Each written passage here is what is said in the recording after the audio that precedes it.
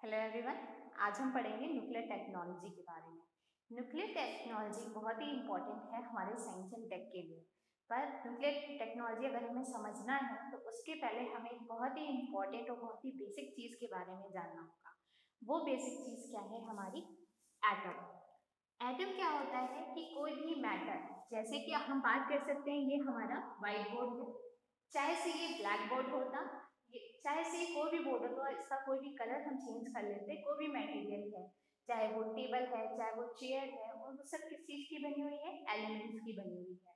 और वो एलिमेंट्स किस चीज का बना हुआ है? एटम्स का बना हुआ है।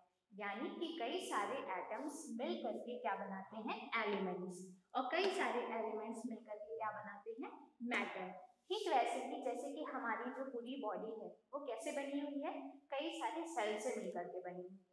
कई सारे सेल मिलकर के क्या बनाते हैं? टिश्यू बनाते हैं। टिश्यू कई सारे मिलकर के हमारा ऑर्गन बनाते हैं, तब जाकर के हम तैयार होते हैं। ठीक इसी तरीके से ये एटम भी होता है। अब क्या होता है कि एटम बना कैसे है? एटम कैसे बना है? एटम में एक बहुत ही डेंस पार्ट पाया जाता है जिसको कि हम क्या कहते हैं? न्यूक्लियस। न्यूक्लियस किस चीज का बना हुआ है? न्यूट्रॉन और प्रोटॉन का बना हुआ है। न्यूट्रॉन पे क्या होता है? न्यूट्रल चार्ज होता है, और प्रोटॉन पे पॉजिटिव चार्ज होता है। P for proton, P for positive charge. एक और चीज इसमें होता है, वो होता है इलेक्ट्रॉन। इलेक्ट्रॉन क्या होता है? निगेटिवली चार्ज होता है। इलेक्ट्रॉन निगेटिव चार्ज होता है, और साथ में एटम के बीच में जो न्यूक्लियस होता है उसके पावर के कारण इलेक्ट्रॉन उसके चारों ओर मूव कर रहा होता है। तो ये पूरा एटम का स्ट्रक्चर हो गया।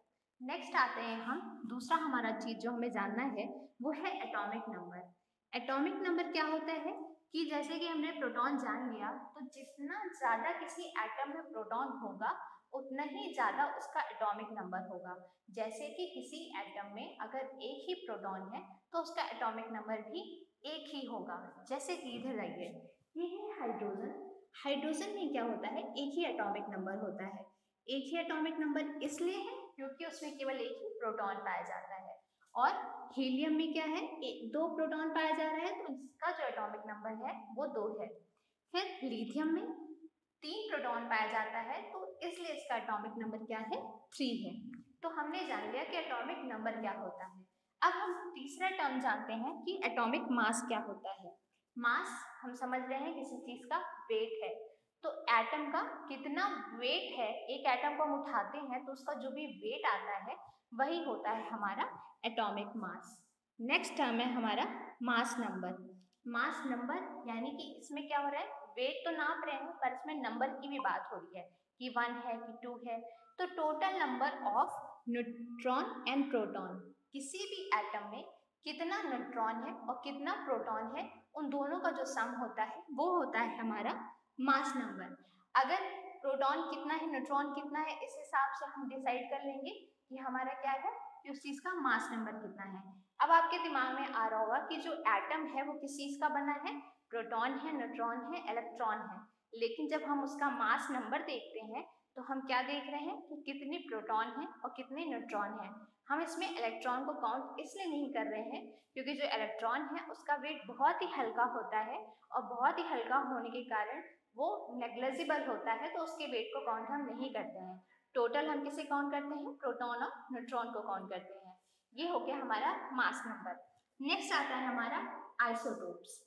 आइसोटोप्स क्या चीज होती है कि कुछ ऐसे मैटर्स जिनका क्या है, एटॉमिक नंबर सेम है पर उनका मास नंबर डिफरेंट होता है, वो होते हैं हमारे आइसोटोप्स। उसके एग्जांपल्स हैं प्रोटियम, ड्यूटेरियम, ट्राइटियम। ये सारे क्या है? हाइड्रोजन ही है, लेकिन इनके जो एटॉमिक नंबर है, जैसे कि इसको हमने नीचे लिख रखा है, ये है 1, जो कि सिंबलाइज करता है कि इसका एटॉमिक नंबर 1 है, और इसका जो मास नंबर है वो 1 है। और ड्यूटेरियम, ड्यूटेरियम का क्या है? इसका भी एटॉमिक नंबर सेम है पर मास नंबर डिफरेंट है। इसका आता है ट्राइटियम। ट्राइटियम में हम देख सकते हैं एटॉमिक नंबर सेम है पर मास नंबर डिफरेंट है। और हम जानते हैं कि मास नंबर क्या होता है? प्रोटॉन और न्यूट्रॉन का सम होता है। तो वो सारे चीजें आइसोटोप्स कहलाती हैं, जिसमें क्या होता है कि एटॉमिक नंबर सेम होता है पर मास नंबर उनका डिफरेंट होता है। ठीक इसी तरीके से यूरेनियम भी होता है। यूरेनियम के 2 आइसोटोप्स होते हैं और कार्बन के 15 आइसोटोप्स होते हैं। अब हम चलते हैं अपने नेक्स्ट टॉपिक पर।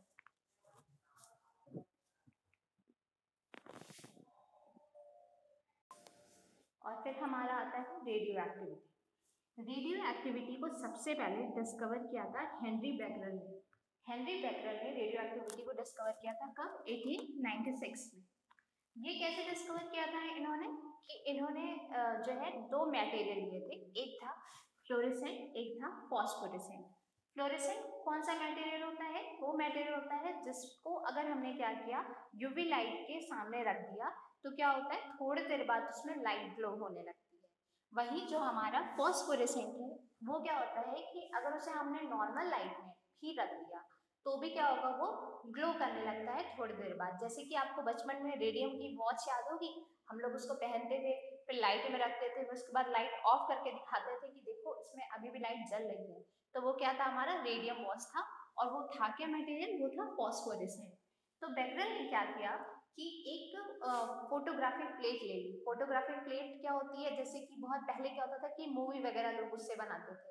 तो जो फोटोग्राफिक प्लेट लिया उसको क्या किया, एक ब्लैक पेपर से ढक दिया, और ब्लैक पेपर से ढकने के बाद यही फॉस्फोरेसेंट मटेरियल उसके ऊपर रख दिया। और उसके ऊपर रखने के बाद कई दिन तक उसको नोटिस किया तो देखा कोई भी चेंज नहीं आ रहा है हमारे फोटोग्राफिक प्लेट पर। तो इसी तरह से बहुत सारे फॉस्फोरेसेंट मटेरियल लेते गए पर उसमें कोई चेंज नहीं दिखा। तो जब वो एटॉमिक नंबर पे कई सारी सीरीज में जाते गए तो उनको मिला यूरेनियम। तो फिर वही टेस्ट इन्होंने यूरेनियम के साथ किया तो पाया कि जो ब्लैक पेपर पे लपेटने के बावजूद जो फोटोग्राफिक प्लेट थी वो काली हो गई थी।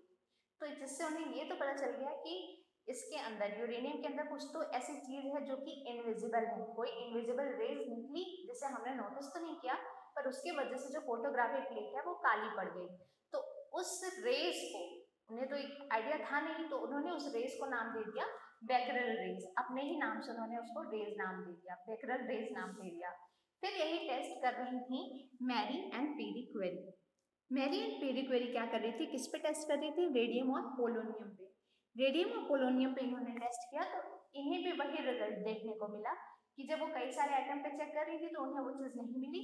बाकी इसके अंदर कुछ इनविजिबल रेज थी जिसके वजह से उनकी फोटोग्राफिक प्लेट काली पड़ गई। तो जिससे कि उन्होंने बोला इस पूरे प्रोसेस को कि रेडियो एक्टिविटी। तो इसी से रेडियो एक्टिविटी जनरेट हो गया। पर रेडियो एक्टिविटी चीज क्या होती है उसके बारे में अब हम जानते हैं कि पर्टिकुलर डेफिनेशन क्या है रेडियो एक्टिविटी। और अब हम आते हैं रेडियो एक्टिविटी पर। रेडियो एक्टिविटी प्रोसेस में होता क्या है, क्या होता है कि कोई भी न्यूक्लियस, एटम का कोई भी न्यूक्लियस अगर वो अनस्टेबल है तो क्या करेगा, स्पॉन्टेनियस एमिशन होगा पार्टिकल्स का। जाहिर सी बात है कि कोई ऐसी चीज है जो कि अनस्टेबल है तो क्या करेगी, टूट जाएगी, टूट करके पार्टिकल्स में टूट जाएगी। तो ये भी पार्टिकल्स में टूट जाता है और इस प्रोसेस में हमें क्या होता है, स्टेबल न्यूक्लियस। कोई चीज अनस्टेबल है, टूट करके वो स्टेबल हो जाती है। वो स्टेबल हो जाती है तो हमें क्या मिलता है, एनर्जी मिलती है। और वो एनर्जी किस फॉर्म में होती है, हीट के फॉर्म में। तो वो किस फॉर्म में हमें एनर्जी मिलती है, हीट के फॉर्म में। तो जब वो हमें हीट के फॉर्म में मिल जाती है एनर्जी तो उससे हम क्या जनरेट करते हैं, इलेक्ट्रिसिटी का जनरेट करते हैं। तो इस प्रोसेस के बारे में हम अभी आपको थोड़ी देर में बताएंगे कैसे अनस्टेबल न्यूक्लियस टूटता है, स्टेबल में कन्वर्ट होता है और साथ में हीट के फॉर्म में वो चेंज होता है और हमें उससे क्या मिलती है, इलेक्ट्रिसिटी। उसके बारे में हम अभी आपको डिस्कस करके बताते हैं। फिर अभी हम जान लेते हैं कि क्या होता है कि जो रेडियो एक्टिव मटेरियल है वो जब टूट रहा है तो तीन तरह के डिके हो सकते हैं उसमें। वो डिके तीन तरह के कौन से हैं, अल्फा, बीटा, गामा। अल्फा जो कि पॉजिटिव होता है, बीटा नेगेटिव होता है, गामा न्यूट्रल होता है। फिर हम जानते हैं कि जो रेडियो एक्टिव मटेरियल है वो तीन तरह के हो सकते हैं। एक होता है फिजाइल, एक होता है फ्यूजनेबल और एक होता है हमारा फर्टाइल। फिजाइल क्या चीज होती है उसके बारे में जानने से पहले हम ये जान लेते हैं, 1 सेकेंड।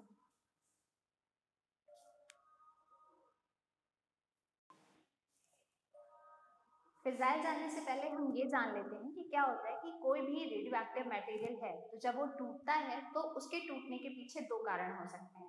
पहला, या तो उसका डिके हो और या तो दूसरा उस पर बम्बार्डमेंट हुई हो।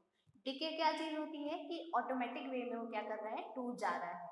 और जो बम्बार्डमेंट क्या होता है, नाम से पता चल रहा है कि हम उस पर क्या कर रहे होंगे, कुछ बॉम्ब जैसा फेंक रहे होंगे। तो इधर हम बम नहीं फेंकते, क्या फेंकते हैं, किसी भी एटम से न्यूक्लियस को निकाल करके हम उस पर क्या करते हैं, उसकी बम्बार्डिंग करते हैं। जब हम उस पर बम्बार्डिंग करते हैं तब वो जब टूटता है अपने कंपोनेंट्स में, तो उसको बोलते हैं, मतलब जब टूटता है तो हमें क्या मिलता है, स्टेबल कंपोनेंट्स मिलता है। अब ये डिपेंड करता है कि हम जब वो न्यूट्रॉन यूज कर रहे हैं, अगर उसकी एनर्जी कम है, अगर हम जो न्यूट्रॉन यूज कर रहे हैं और उसकी एनर्जी कम है, तब अगर वो उसको तोड़ ले रहा है तो उस मटेरियल को बोलते हैं फिजाइल। यानी बहुत ही इजीली जो टूट जाए, बहुत ही कम एनर्जी से बम्बार्डिंग करने पर भी वो टूट जा रहा है, तो वो है हमारा फिजाइल। वो कौन कौन से मटेरियल हैं, यूरेनियम 235, प्लूटोनियम 239 और हमारा प्लूटोनियम 241। फिर नेक्स्ट आता है हमारा फिजनेबल। फिजनेबल क्या है कि अब हम जब न्यूट्रॉन की बम्बार्डिंग करा रहे हैं, तो जो न्यूट्रॉन हम मार रहे हैं वो क्या कर रहे हैं, बहुत ही हाई एनर्जी के साथ कर रहे हैं। जब हम बहुत ही हाई एनर्जी के साथ बम्बार्डिंग करते हैं, तब जब वो टूटेगा तो फिर उसको बोलते हैं फिजनेबल। यानी कि फिजनेबल मटेरियल वो होंगे जो कम एनर्जी के न्यूट्रॉन की बम्बार्डिंग पे उस पर कोई भी असर नहीं होगा। जब हम ज़्यादा एनर्जी से उस पर बम्बार्डिंग करते हैं तो ही वो टूटता है। वो है हमारा यूरेनियम 238 और प्लूटोनियम 241। फिर नेक्स्ट आता है हमारा फर्टाइल। फर्टाइल में क्या होता है कि ये था इसमें कि कम एनर्जी से ये टूट रहा है, ये इसके लिए हमें ज़्यादा एनर्जी चाहिए। पर फर्टाइल बहुत ही ठीक है, इसे हम क्या कर रहे हैं कि बहुत ही तेज से न्यूट्रॉन मार दो या धीमे मार दो, उसे कोई भी फर्क नहीं पड़ता है। पर इसमें क्या होता है कि जब हम बम्बार्डिंग करते हैं तो ये फिजाइल और फिजनेबल में कन्वर्ट हो सकता है। तो लेकिन ये काम तो वही कर रहा है, हमें चाहिए फिजाइल और फिजनेबल ही चाहिए ना, हमें क्या चाहिए, एनर्जी चाहिए। रेडियो एक्टिव मटेरियल को तोड़ करके हमें एनर्जी चाहिए, एनर्जी तो हमें मिल जाएगी पर थोड़ा सा लेंदी प्रोसेस हो जाएगा। तो इसीलिए जो है ये फर्टाइल वाला बहुत ही कम यूज किया जाता है। हम कोशिश करते हैं कि हमें क्या यूज में आ जाए, फिजाइल और फिजनेबल रेडियो एक्टिव मटेरियल्स यूज में आ जाए। फिर हम चलते हैं अपने नेक्स्ट टॉपिक पर। और अब हमारा नेक्स्ट टॉपिक है न्यूक्लियर एनर्जी। न्यूक्लियर एनर्जी जो है क्या है, नाम से ही पता चल रहा है कि किसकी एनर्जी है, ये न्यूक्लियस की एनर्जी है। न्यूक्लियस में बहुत सारी एनर्जी होती है, तभी तो वो क्या करता है कि सारे अपने जो भी पार्ट्स हैं उसको बाइंड करके रखा रहता है। न्यूक्लियस की पावर ही है जिसकी वजह से इलेक्ट्रॉन जो है प्रॉपर्ली उसके अराउंड मूव कर रहा होता है। पर इसमें क्या है, बहुत सारी एनर्जी होती है। इस न्यूक्लियर एनर्जी से हम क्या कर सकते हैं, बहुत सारी इलेक्ट्रिसिटी को जनरेट कर सकते हैं। पर उस इलेक्ट्रिसिटी को जनरेट करने के लिए हमें क्या चाहिए, एक एक्टिविटी एक ऐसी चाहिए जिससे कि क्या होगा कि वो चीज टूट जाएगी। मतलब कोई भी मटेरियल है जैसे कि कोई भी एटम है, वो टूटेगा तभी तो उसमें से एनर्जी जनरेट होगी ना। तो उसके टूटने की दो प्रोसेस होती हैं, एक होता है हमारा न्यूक्लियर फिजन, एक होता है न्यूक्लियर फ्यूजन। सबसे पहले हम आते हैं न्यूक्लियर फिजन पे। फिजन का क्या मतलब होता है कि कोई भी हैवी और अनस्टेबल इसलिए क्योंकि हम शुरू से बता रहे हैं कि जब भी रेडियो एक्टिव मटेरियल टूटता है तो उसके टूटने का कारण क्या है कि वो अनस्टेबल होता है। तो जब कोई हैवी और अनस्टेबल न्यूक्लियस क्या करता है, टूटता है, तो दो पार्ट्स में डिवाइड हो जाता है। ये जो दो पार्ट्स में डिवाइड हुआ वो क्या हुआ, स्टेबल में हुआ। ये जो स्टेबल में जाकर के कन्वर्ट हुआ तो इसमें क्या होगा, बहुत सारी एनर्जी मिलेगी, एनर्जी बहुत ही ह्यूज अमाउंट में मिलती है। उसका एक एग्जांपल ये है कि अगर क्या करें, हम 1 ग्राम कोल ले लिए, मान लीजिए कि आप एग्जांपल ले लीजिए कि 1 ग्राम हमने कोल लिया, तो उसमें से जो एनर्जी निकली वो केवल 1 की वैल्यू रखती है। ठीक, मान लीजिए बहुत थोड़ी सी उसमें से वैल्यू में एनर्जी रिलीज होती है। पर वही चीज जब हम 1 ग्राम यूरेनियम 235 का लेते हैं तो हमें क्या मिलता है, 2.5 मिलियन टाइम्स एनर्जी मिलती है बर्निंग ऑफ कोल। मान लीजिए अगर उससे एक ही नंबर की एनर्जी मिल रही है, थोड़ी सी एनर्जी मिल रही है, तो उसकी 2.5 मिलियन ज्यादा एनर्जी हमको किससे मिल गई, यूरेनियम से मिल गई। और यूरेनियम क्या है, हमारा रेडियो एक्टिव मटेरियल है। तो आप समझ सकते हैं कि ये हमारी न्यूक्लियर एनर्जी कितनी ज्यादा इंपॉर्टेंट है। फिर नेक्स्ट आता है हमारा न्यूक्लियर फ्यूजन। न्यूक्लियर फ्यूजन, ये आपको चेहरे जैसा लग रहा होगा ना, ये चेहरा मैंने नहीं बनाया है। जो न्यूक्लियर फ्यूजन है वो क्या है, नाम से पता चल रहा है कि कोई क्या कर रहा है, फ्यूज हो रहा है। तो यहाँ पे क्या है कि दो एटम्स क्या करते हैं, फ्यूज होते हैं और क्या बनाते हैं, एक स्टेबल न्यूक्लियाई बनाना है जो कि बहुत ही बड़े साइज का है। तो ये जो बनाया इसने, ये फ्यूजन, ये हम अर्थ पे नहीं करते, ये कहाँ पे होता है, सन पे होता है। हम इसे अर्थ पे इसलिए नहीं कर पाते क्योंकि ये जो न्यूक्लियाई हैं, छोटे छोटे ये जो दो न्यूक्लियाई हैं, ये दोनों क्या होते हैं, इनके बीच में इलेक्ट्रोस्टैटिक रिपल्शन होने लगता है। जब हम इन दोनों को नजदीक ले आते हैं तो इलेक्ट्रोस्टैटिक रिपल्शन होता है, तो ये दोनों एक दूसरे से दूर भागते हैं। तो इनके दूर भागने के लिए हमें क्या करना पड़ता है, टेम्परेचर को मेंटेन करना पड़ता है। और जो हम टेम्परेचर मेंटेन करते हैं वो होता है 10⁶ केल्विन।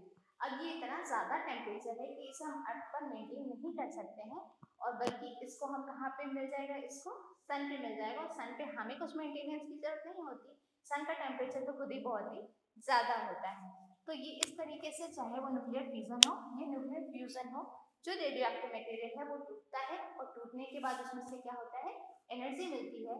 वो एनर्जी हमें हीट के फॉर्म में मिलती है, और उस हीट से हम क्या करते हैं, इलेक्ट्रिसिटी को जनरेट करते हैं। अब हम पढ़ते हैं अपने नेक्स्ट टॉपिक।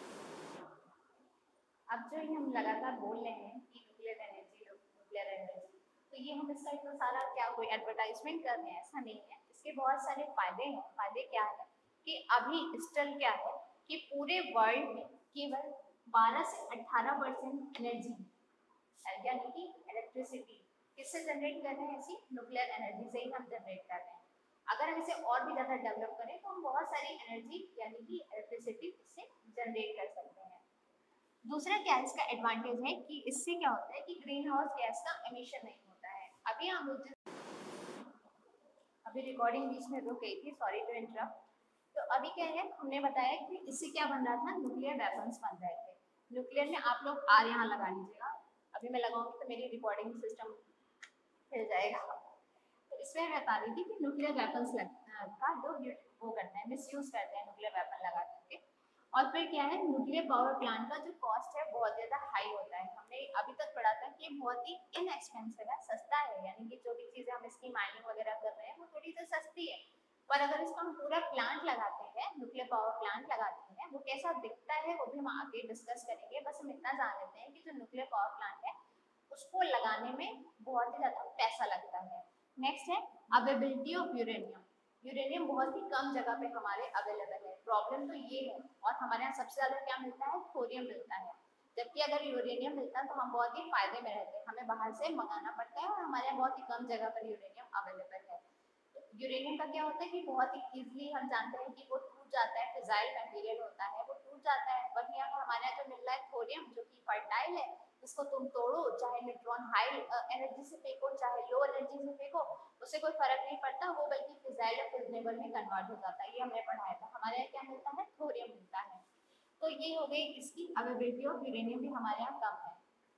अगला डिसएडवांटेज क्या है कि माइनिंग बहुत ही ध्यान से करना पड़ता है, क्योंकि हम ये तो जानते हैं कि जो रेडियो एक्टिव मटेरियल होता है वो हमारे लिए इतना ज़्यादा हार्मफुल होता है कि अगर हम रेडियो एक्टिव रेज के सामने आ जाएंगे तो हमारी जो ब्रेन की नर्व्स हैं वो सारी फट जाएंगी, और इससे डेथ भी हो सकती है, कई सारी बीमारी हो सकती है, जैसे कि कैंसर वगैरह हो सकता है।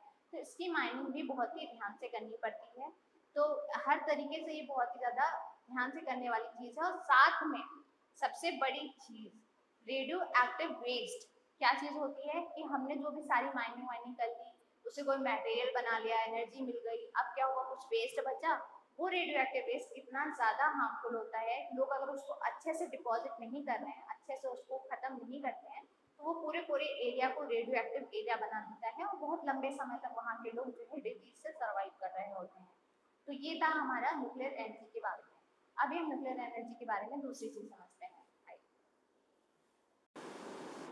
और अब हम चलते हैं अप्सरा के रिसर्च रिएक्टर पर। अप्सरा का जो रिसर्च रिएक्टर है वो एक इंडिजीनियस रिएक्टर है। इंडिजीनियस मतलब कि कहाँ का बना हुआ है, इंडिया का बना हुआ है। और ये पूरे एशिया का पहला रिसर्च रिएक्टर है, यानी कि एशिया का पहला न्यूक्लियर रिएक्टर कौन सा है, वो है अप्सरा रिसर्च रिएक्टर। और ये जो अप्सरा रिसर्च रिएक्टर है उसे डिजाइन किसने किया है, भाभा एटॉमिक रिसर्च सेंटर ने। अब ये किसी की हेल्प लेकर के किया है, तो इसकी हेल्प किसने की है, यूके ने की है। तो अगर ये क्वेश्चन आता है कि हमारे यहाँ का यानी कि पूरे एशिया का पहला रिसर्च रिएक्टर यानी कि पहला न्यूक्लियर रिएक्टर कौन सा है, वो है अप्सरा रिसर्च रिएक्टर। और किसने बनाया है, भाभा एटॉमिक रिसर्च सेंटर ने बनाया है। अब हम जानते हैं कि हमें जो एनर्जी मिलती है वो कहाँ कहाँ से मिलती है, यानी कि दूसरे भाषा में हम कह सकते हैं कि हम इलेक्ट्रिसिटी कहाँ कहाँ से जनरेट करते हैं। तो पहला है हमारा कोल। कोल से हम 68% तक इलेक्ट्रिसिटी जनरेट करते हैं, पर प्रॉब्लम ये है कि जो इसका क्वांटिटी है वो बहुत ही ज़्यादा लिमिटेड है। हम बहुत सारा कोल इस्तेमाल करते चले जाएंगे, पर इसके बनने में कई साल लगता है, जो कि सही नहीं है कोल का यूज़ करना। दूसरी चीज़ है हमारा गैस। गैस से 8% तक इलेक्ट्रिसिटी जनरेट हो सकती है। तीसरा है हाइड्रो इलेक्ट्रिसिटी।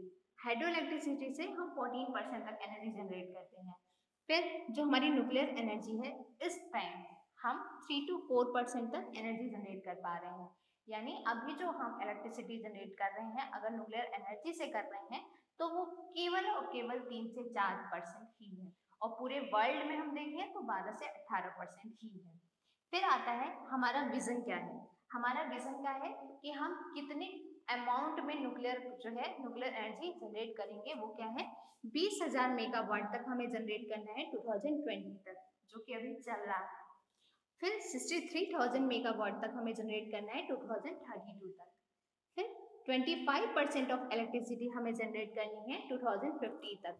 मतलब हम 2050 तक हमारी ये चाहत है कि पूरी जितनी भी इलेक्ट्रिसिटी है उसका कम से कम 25% जो है कहाँ से रिलीज हो, कहाँ से मिले हमें, न्यूक्लियर एनर्जी से मिले। अब हम चलते हैं इंडिया के 3 स्टेज न्यूक्लियर प्रोग्राम पर, जानते हैं कि अब वो क्या चीज़ है।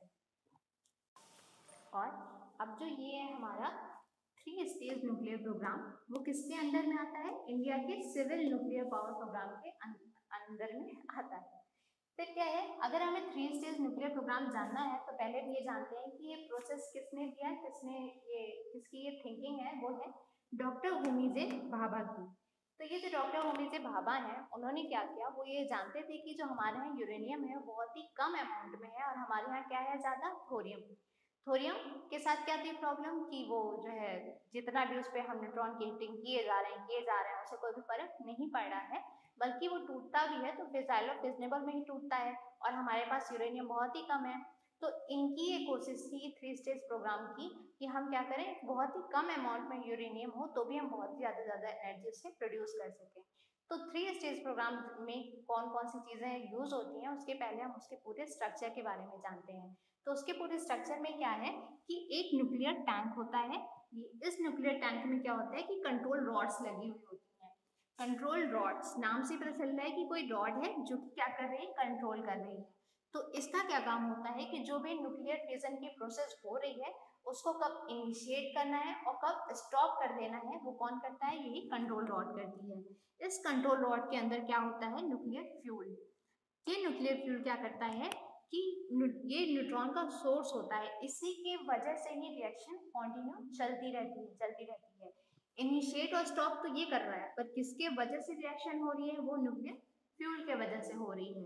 पर ये रिएक्शन को इनिशिएट कौन करवा रहा है, वो करवाता है न्यूट्रॉन्स। हम जानते हैं कि क्या होता है कि जो रेडियो एक्टिव मटेरियल होता है, या तो वो खुद से डिके हो गया, या तो हम उस पर क्या करते हैं, बम्बार्डिंग करते हैं। जब हम इस पर न्यूट्रॉन की बम्बार्डिंग करते हैं तब वो टूटता है। तो जब वो उसकी न्यूट्रॉन की बम्बार्डिंग कर रहे हैं तो न्यूट्रॉन की स्पीड बहुत ही ज़्यादा तेज होती है। जब ये बहुत तेजी से जाकर के बम्बार्डिंग करेगी तो क्या होगा, हमारा टैंक ब्लास्ट हो सकता है। तो ये कंडीशन ना हो, इस वजह से हम इसमें यूज करते हैं मॉडरेटर। मॉडरेटर क्या करता है, उसके स्पीड को थोड़ा सा स्लो कर देता है, जिससे क्या होता है, रिएक्शन कंटिन्यू स्मूथली चलती रहती है। नेक्स्ट क्या है, ऊपर हम क्या रखते हैं, वाटर का टैंक रख देते हैं। इसमें वाटर होता है। अब वाटर को यहाँ से मिल रही है हीट। हीट मिलने से क्या हुआ, पानी गर्म हो गया, और हम जानते हैं जब पानी हीट हो जाता है तो उससे क्या मिलता है, स्टीम होती है। स्टीम मिलता है, ये स्टीम क्या होगा, कूलेंट के पास जाएगा। कूलेंट में क्या होगा, थोड़ा सा टेम्परेचर कूल हो जाएगा, और कूल होने के बाद क्या करेंगे, उसे हम टरबाइन में भेज देंगे। टरबाइन पंखे जैसा होता है, वो लगातार ऐसे ऐसे मूव करता है। वो मूव करता है, उसके मूव करने से क्या होगा कि एनर्जी जनरेट होगी, और उस एनर्जी से हम क्या कर लेंगे, इलेक्ट्रिसिटी को जनरेट करा लेंगे। तो ये होती है पूरी प्रोसेस न्यूक्लियर एनर्जी की, जिससे हम क्या करते हैं, इलेक्ट्रिसिटी को जनरेट करते हैं। तो इसमें हमें कौन कौन से इंपॉर्टेंट पार्ट्स मिले, वो था हमारा कंट्रोल रॉड्स जो कि इनिशिएट करा रहा है रिएक्शन को, न्यूक्लियर फ्यूल जिसके वजह से रिएक्शन हो रही है। नेक्स्ट आता है हमारा मॉडरेटर जो कि क्या कर रहा है, न्यूट्रॉन के स्पीड को कंट्रोल कर रहा है। फिर उसके बाद आता है हमारा कूलेंट, जो कि क्या कर रहा है, स्टीम को कूल कर दे रहा है। फिर उसके नेक्स्ट स्टेप पे क्या हो रहा है, इलेक्ट्रिसिटी जनरेट हो जा रही है।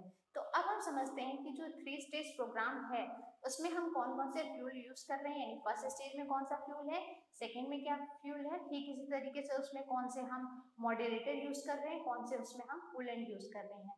तो आइए देखते हैं। और अब हम देखते हैं कि जो 3 स्टेज प्रोग्राम है उसमें क्या क्या चीजें यूज हो रही हैं। पहला होता है हमारा फ्यूल। फ्यूल में हम क्या यूज करते हैं, नेचुरल यूरेनियम। हमारा जो फर्स्ट स्टेज है उसमें हम क्या यूज कर रहे हैं, नेचुरल यूरेनियम। वहीं सेकेंड स्टेज में हम फ्यूल के तौर पे क्या यूज करते हैं, प्लूटोनियम। और थर्ड स्टेज पे यूज करते हैं थोरियम। फिर आता है हमारा रिएक्टर। रिएक्टर हमने पढ़ लिया था, हमने देखा था ना, जो टैंक जैसा था। तो जो रिएक्टर है फर्स्ट स्टेज में जो यूज होता है वो है हमारा pressurized heavy water reactor. Second stage में जो है हम लोग फास्ट ब्रीडर रिएक्टर यूज करते हैं, जिसे भी FBR बोलते हैं। और थर्ड स्टेज में हम ASWR यूज करते हैं। फिर आता है हमारा मॉडरेटर। मॉडरेटर क्या कर रहा था, न्यूट्रॉन के स्पीड को कंट्रोल कर रहा था। तो मॉडरेटर जो है फर्स्ट स्टेज में क्या यूज करते हैं, D2O। D2O यानी ड्यूटीरियम और साथ में ऑक्सीजन, ये क्या है, हैवी वाटर है।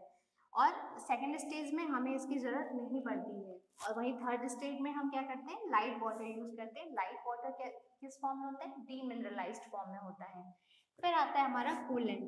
कूलेंट क्या कर रहा था कि हम यहाँ स्टीम से लाइट भेज रहे थे, स्टीम मतलब भेज रहे थे, और वहां से जा करके जब वो टरबाइन में जाता था तो इलेक्ट्रिसिटी को जनरेट करता था। There is some voice, just a second. हाँ, तो अब सही हो गई, क्योंकि वॉइस का इशू था। तो अब क्या है, नेक्स्ट यहाँ पे कूलेंट यूज करते हैं। कूलेंट हमें याद है कि हम क्या कर रहे थे, हमारा जो स्टीम है वो जा रहा था टरबाइन में, तो वहां पे जाकर के कूल हो जा रहा था। तो जब हम फर्स्ट स्टेज में जो कूलेंट यूज करते हैं वो हमारा D2 है, जिसे कि हैवी वाटर भी बोलते हैं। सेकेंड स्टेज में हम लिक्विड सोडियम यूज करते हैं, और थर्ड स्टेज पे हम वही D2O हैवी वाटर ही यूज करते हैं। तो ये था हमारा फर्स्ट स्टेज में हमने क्या फ्यूल इस्तेमाल किया, सेकेंड में क्या किया, थर्ड में क्या किया।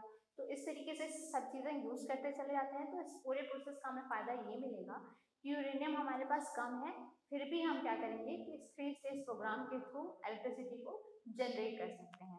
अब हम चलते हैं अपने नेक्स्ट टॉपिक पर। और अब नेक्स्ट आता है हमारा न्यूक्लियर एनर्जी पार्क। अब पार्क समझ करके आप वहाँ घूमने मत निकल जाइएगा। जो न्यूक्लियर एनर्जी पार्क है वो क्या है, वहाँ पर सारे न्यूक्लियर पावर प्लांट्स लगे हुए हैं। जो ये न्यूक्लियर पावर प्लांट्स हैं वो अभी 2 तरह के हैं, एक जो अभी बने हैं और एक जो है वर्क करना स्टार्ट कर दिए हैं। तो जो अभी अभी बने हैं वो कौन कौन से हैं, कुडनकुलम तमिलनाडु में, जैतपुर महाराष्ट्र, मीठीवर्ती गुजरात, कोवडा आंध्र प्रदेश, हरिपुर वेस्ट बंगाल में है, कुम्हरिया हरियाणा में, बारगी MP में है। फिर है मारकंडी। मारकंडी कहाँ है, उड़ीसा में है। भीमपुर MP में है, मद्रास तमिलनाडु में, माही बसवाड़ा राजस्थान में है। और अब हम पढ़ते हैं कि कौन कौन से जो है वर्किंग है। आइए, और अब हम देखते हैं कि कौन कौन से न्यूक्लियर पावर प्लांट हैं जो कि वर्किंग है। वो कौन कौन से हैं, तारापुर महाराष्ट्र में है, रावतभाटा राजस्थान में, कैगा कर्नाटक में, के से कैगा, के से कर्नाटक, नरोरा UP में है, कालपक्कम तमिलनाडु में है। फिर अभी जो है हमारा ककरापार गुजरात में है। ककरापार जो है गुजरात में, वहाँ पे एक न्यूक्लियर पावर प्लांट है। अभी लेटेस्ट में क्या है कि एक Kakrapar atomic power plant 3 develop किया गया है। वो क्या है कि इंडिजीनियसली डेवलप किया गया है। सबसे अच्छी चीज़ ये है कि जो मेक इन इंडिया का प्रोग्राम है उसमें ये भी इंक्लूडेड होगा। और इसकी कैपेसिटी कितनी है, 700 मेगावाट। तो इस तरीके से हम देखते हैं कि जो ककरापार एटॉमिक पावर प्लांट जो है लेटेस्ट में डेवलप हुआ है।